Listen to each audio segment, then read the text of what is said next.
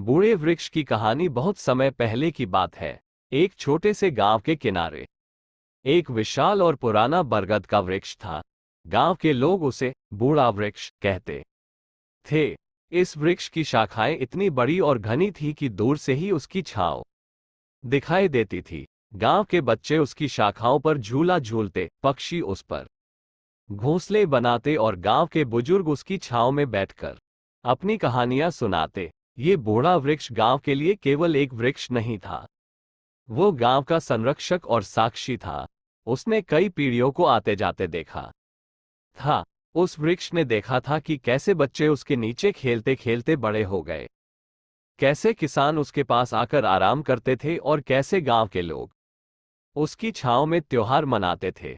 लेकिन समय के साथ साथ गांव में बदलाव आने लगा। नई पीढ़ी के लोग गांव छोड़कर शहर जाने लगे, पुराने रीति रिवाजों को छोड़कर नए तरीकों को अपनाने लगे। गांव में अब पहले जैसी चहल पहल नहीं थी। बूढ़े वृक्ष को इस बदलाव से दुख होता था, लेकिन वो फिर भी अपनी जगह पर अडिग खड़ा था। एक दिन गांव में एक बड़ा फैसला लिया गया।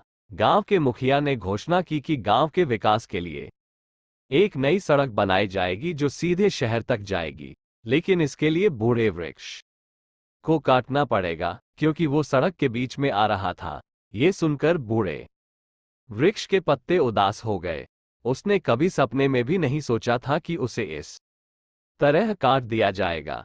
गांव के कुछ बुजुर्गों ने इसका विरोध किया। उन्होंने मुखिया से कहा, यह बूढ़ा वृक्ष हमारे गांव की पहचान है, ये केवल लकड़ी का टुकड़ा नहीं है, इसमें हमारी यादें हैं, हमारी कहानियां हैं, इसे मत काटो। लेकिन मुखिया ने कहा, यह विकास के लिए जरूरी है, हमें आगे बढ़ना होगा। फैसला हो चुका था।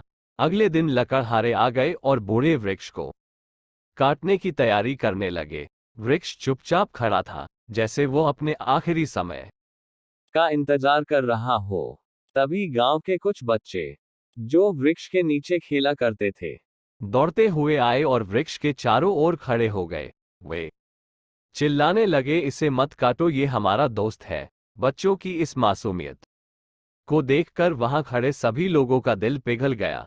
बूढ़े वृक्ष की शाखाएं भी धीरे धीरे हिलने लगी, मानो वो उन बच्चों को आशीर्वाद दे रहा हो।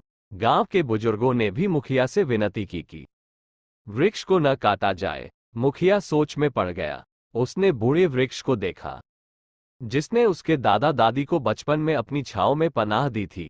उसने देखा कि कैसे गांव के लोगों की यादें इस वृक्ष से जुड़ी हुई थीं।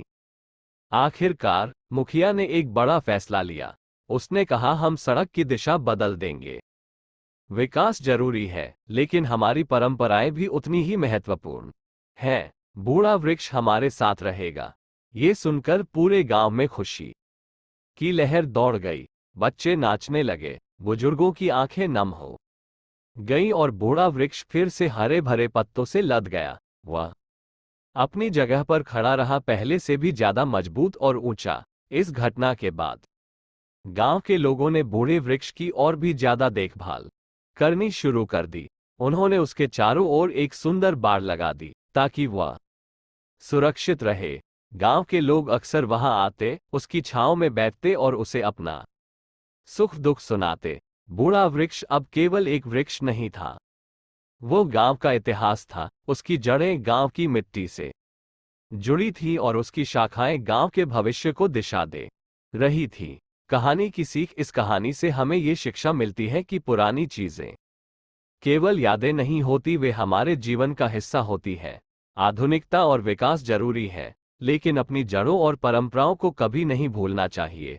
बूढ़े वृक्ष की तरह हमारे जीवन में भी कुछ ऐसी चीजें होती हैं जो हमें हमारी पहचान और हमारी असलियत से जोड़कर रखती है। उनका सम्मान करना और उन्हें सहेज कर रखना हमारी जिम्मेदारी है। ये कहानी हमें बताती है कि प्रगति के साथ साथ हमें अपनी सांस्कृतिक धरोहर और परंपराओं का भी सम्मान करना चाहिए। बूढ़े वृक्ष की तरह हमारी जड़ें भी हमें सशक्त और स्थिर बनाए रखती है।